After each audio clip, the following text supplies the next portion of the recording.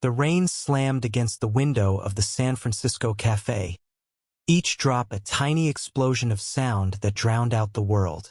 Elliot sat in the corner booth, his sketchbook open, pencil hovering over a half-drawn face. Sharp jawline, dark eyes, a smirk that could unravel him in seconds. He didn't need to finish the drawing to know it was Theo, the man who'd been haunting his thoughts for months, despite every warning from his therapist to let him go. "You're spiraling again," Dr. Nguyen had said last week, her voice calm but firm. "You deserve someone who can meet you halfway, Elliot. Theo's not that person. But how do you stop wanting someone who feels like the only color in a gray world?" Elliot closed his sketchbook, the pencil trembling in his hand.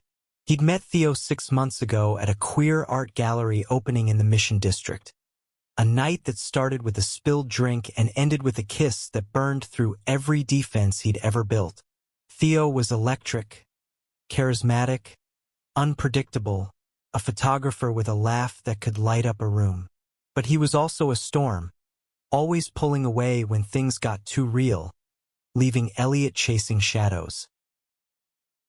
The cafe door swung open, and there he was, Theo, drenched from the rain, his leather jacket clinging to his shoulders. Elliot's heart lurched. Theo's dark hair was plastered to his forehead, but his eyes found Elliot's immediately, like they always did, cutting through the crowd with an intensity that made the air feel thinner.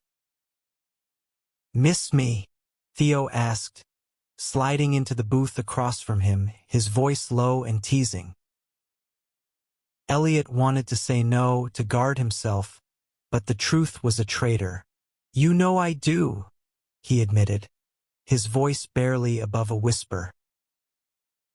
Theo leaned forward, his fingers brushing Elliot's across the table, a touch that sent sparks up his spine. "Then why do you keep running from me?" The question hung there, sharp and accusing, but it wasn't fair. Elliot wasn't the one who ran.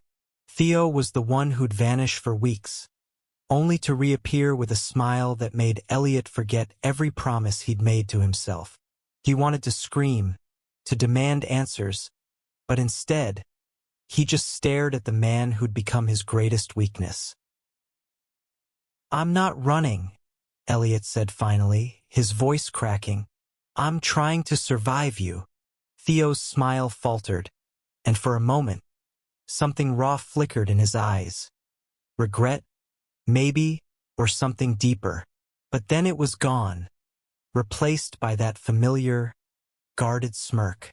"You're dramatic," he said, leaning back. "Come to my show tonight. I've got new photos. You'll like them." Elliot knew he should say no. Dr. Nguyen's voice echoed in his head. "Choose someone who chooses you." But Theo's gaze held him captive, and the thought of seeing his work, of being near him again, was a pull he couldn't resist. "Fine," Elliot said, hating himself for it. "But this doesn't mean anything." Theo's grin widened, victorious. "Sure it doesn't." The gallery was a converted warehouse in Soma, its brick walls lined with Theo's photographs, stark, haunting images of city streets, strangers' faces, and fleeting moments frozen in time. Elliot wandered through the crowd, a glass of cheap wine in his hand, feeling out of place among the art world types in their tailored blazers and ironic glasses. Theo was across the room, laughing with a group of admirers, his charisma a gravitational force. Elliot stopped at a photograph that stole his breath. It was him, his profile soft and unguarded, sketched in light and shadow as he sat on a park bench, unaware of the camera. The title card read, "The One I Can't Keep." His chest tightened. Was this Theo's way of saying something, or just another game?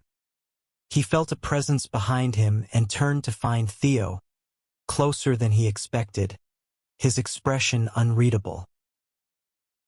"You didn't tell me you took this," Elliot said, his voice tight. Theo shrugged, but his eyes didn't leave Elliot's. "You looked too beautiful to let the moment pass." The words hit like a punch, and Elliot hated how much he wanted to believe them. He wanted to ask what it meant, why Theo kept pulling him close only to push him away. But the crowd surged around them and someone called Theo's name. He flashed Elliot a quick, apologetic smile before disappearing into the sea of people. Elliot stayed until the gallery emptied, hoping for another moment, but Theo didn't come back. He left alone, the rain colder now, the photograph burned into his mind. The next morning, Elliot sat in Dr. Nguyen's office, picking at the frayed hem of his sweater. "I went to his show," he admitted, avoiding her eyes. "I know I shouldn't have." Dr. Nguyen leaned forward, her voice gentle but direct. "What did you feel when you were there?" Elliot's throat tightened. "Like I'm drowning, but I don't want to come up for air." She nodded, her expression kind but unflinching. "That's what addiction feels like, Elliot. Love shouldn't make you feel like you're fighting to be seen." He wanted to argue, to defend Theo, but the truth was heavy in his chest. Theo's attention was a drug, intoxicating when it was there, devastating when it wasn't. "Try something for me," Dr. Nguyen said. "Go somewhere new this week. Meet someone who doesn't make you question your worth." Elliot nodded, but his mind was already back in the gallery, replaying Theo's words, the photograph, the way his touch felt like a promise he'd never keep. That evening, Elliot found himself at a queer book club in the Castro. A small, cozy shop with mismatched chairs and shelves overflowing with novels. He didn't expect much, just a distraction. But then he met Julian. Julian was 30, with warm brown skin and a quiet confidence. His laughter soft but genuine as he talked about his favorite book, Giovanni's Room. "You've got a poet's way of seeing things," Julian said, smiling at Elliot over a cup of tea. "You should come back next week." Elliot felt a spark, small but real, and for the first time in months, he wondered if Dr. Nguyen was right. Maybe there was someone out there who could meet him halfway. But as he walked home, his phone buzzed with a text from Theo. "Missed you after the show. Can we talk?" And just like that, the spark flickered out. Elliot stared at Theo's text, his thumb hovering over the screen. The streetlights cast long shadows on the pavement as he stood outside his apartment, the San Francisco fog curling around him like a warning. He knew he should delete the message, block the number, move on. But his heart was a traitor, and it beat for Theo's chaos. He typed back, "Where are you?" The reply came instantly, "My place. Come over." Against every shred of logic, Elliot found himself on a bus to No Valley, the city blurring past in streaks of neon and rain. Theo's apartment was a third-floor walk-up, cluttered with camera gear and half-finished canvases, a space as restless as its owner. When Theo opened the door, his eyes were softer than usual, almost vulnerable. "You came," Theo said, stepping aside to let Elliot in. "Don't make a big deal out of it," Elliot muttered, but his voice lacked conviction.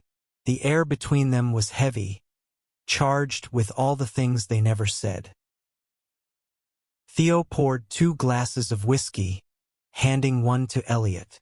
"I've been thinking about you," he said, his voice low. "About us." Elliot's heart skipped, but he forced himself to stay grounded. "There is no us, Theo. You made that clear when you ghosted me for 3 weeks." Theo winced, setting his glass down. "I know I fucked up. I'm not good at this, being close to someone. But I want to try. For you."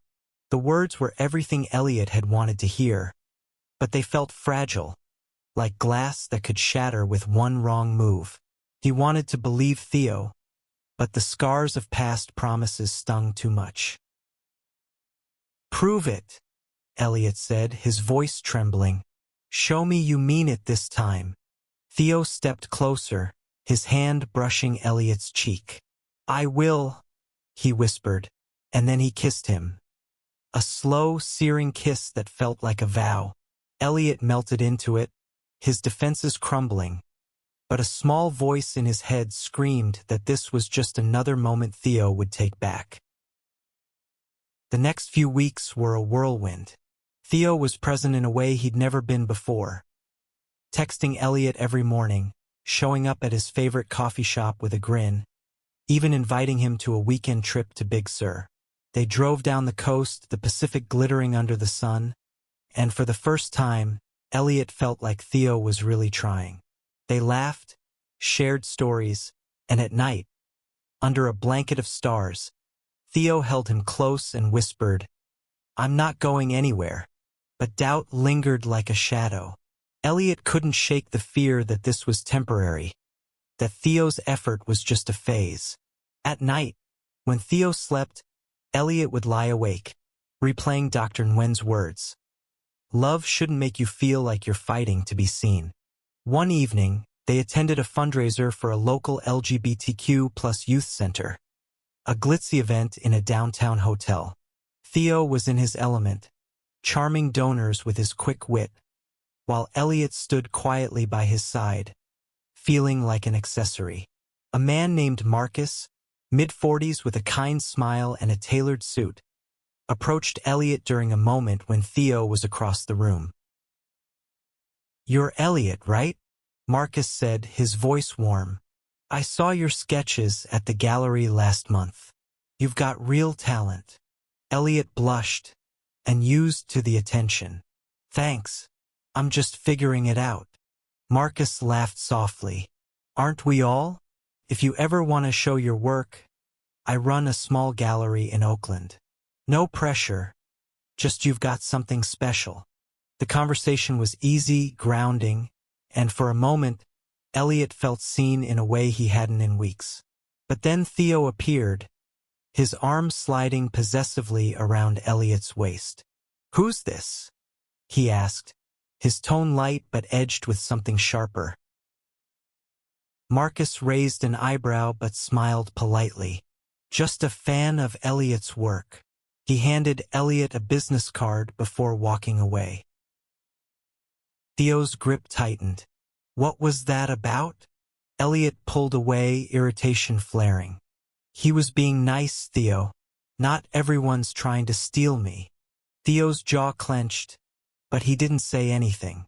The rest of the night was tense, and when they got back to Theo's apartment, he was distant, retreating into himself. Elliot felt the familiar ache of chasing someone who was already slipping away. The next morning, Elliot woke to an empty bed. Theo was gone, his camera bag missing from its usual spot. A note on the counter read, Needed to clear my head. I'll call you. Elliot's stomach sank. He'd been here before. Theo's disappearing act, the vague promises, the silence that followed. He sat on the couch, staring at Marcus's business card, and something shifted inside him. He was tired of waiting for Theo to choose him. He called Julian from the book club, his voice shaking as he asked, Is that invite for next week still open? Julian's warmth came through the phone. Always. I'd love to see you there. Elliot hung up, feeling a flicker of hope, but it was drowned out by the weight of Theo's absence. He spent the day sketching, pouring his frustration into jagged lines and shadowed faces, each stroke a rebellion against the hold Theo had on him. The book club was a sanctuary, a small circle of voices sharing stories and laughter in the warm glow of the Castro bookshop. Julian sat across from Elliot, his eyes bright as he read a passage aloud, his voice steady and full of feeling. Elliot found himself leaning in, caught by the way Julian's words carried weight without effort. You okay?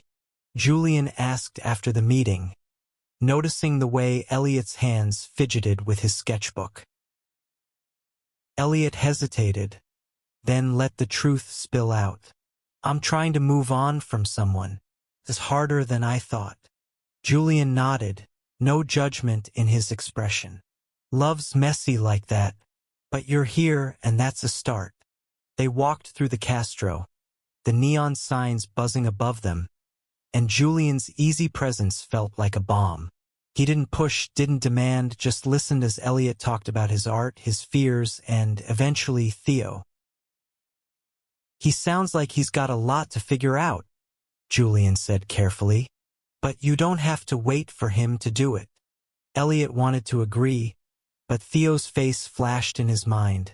The photograph, the kiss, the promises that felt so real in the moment. He thanked Julian and promised to come back next week. But as he walked home, his phone buzzed. Theo.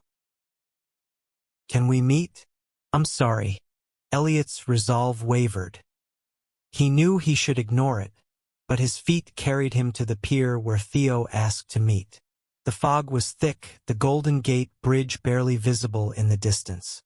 Theo stood by the railing, his camera around his neck, looking more tired than Elliot had ever seen him.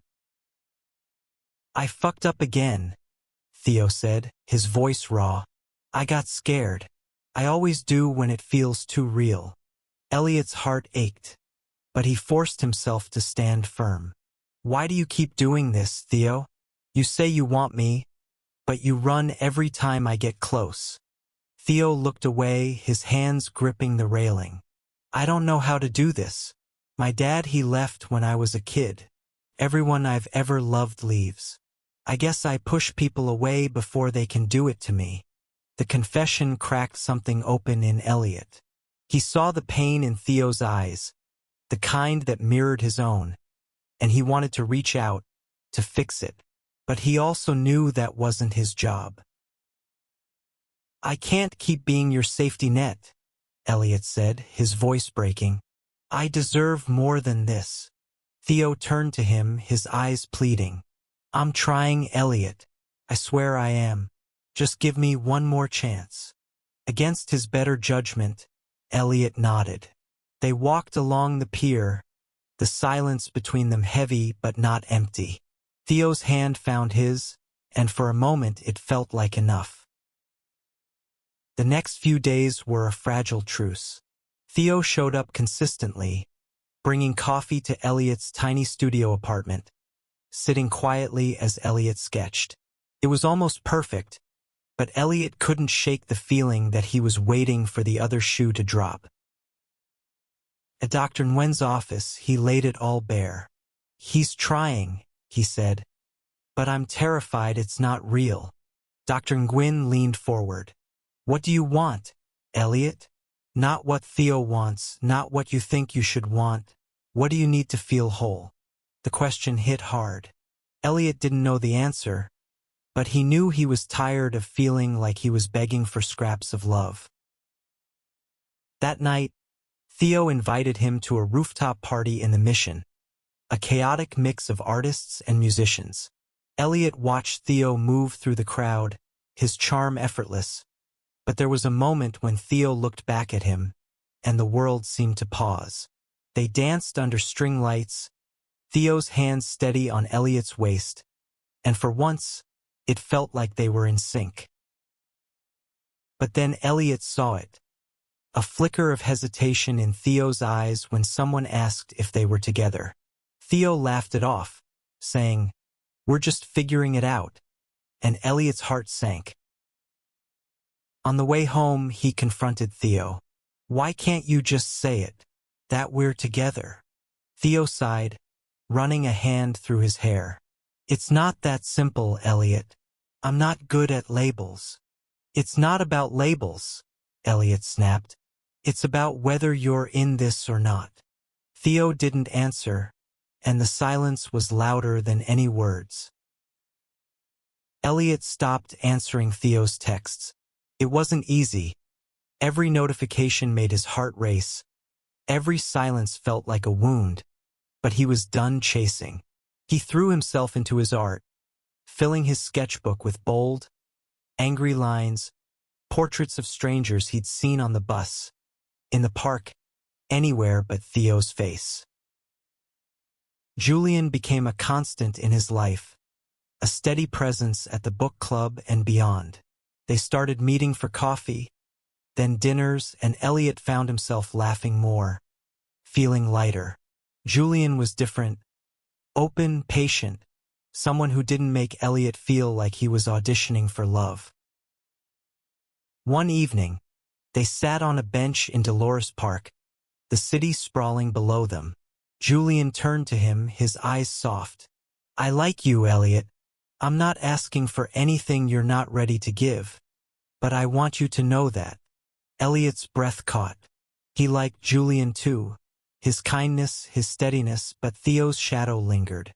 "I like you too," he said, "but I'm still untangling myself." Julian smiled, unfazed. "Take your time. I'm not going anywhere." The words were a stark contrast to Theo's promises, and they settled into Elliot's chest like a warm ember. He wanted to believe he could move forward, but a part of him still ached for the intensity of Theo's chaos. Weeks later, Elliot got a call from Marcus, the gallery owner from the fundraiser. "I meant what I said about your work," Marcus told him. "I'd love to feature your sketches in a group show next month. What do you think?" Elliot was stunned. He'd never shown his work publicly, always hiding behind the excuse that it wasn't good enough. But Marcus's belief in him sparked something new. He said yes, and for the first time in months, he felt like he was moving toward something, not running from it.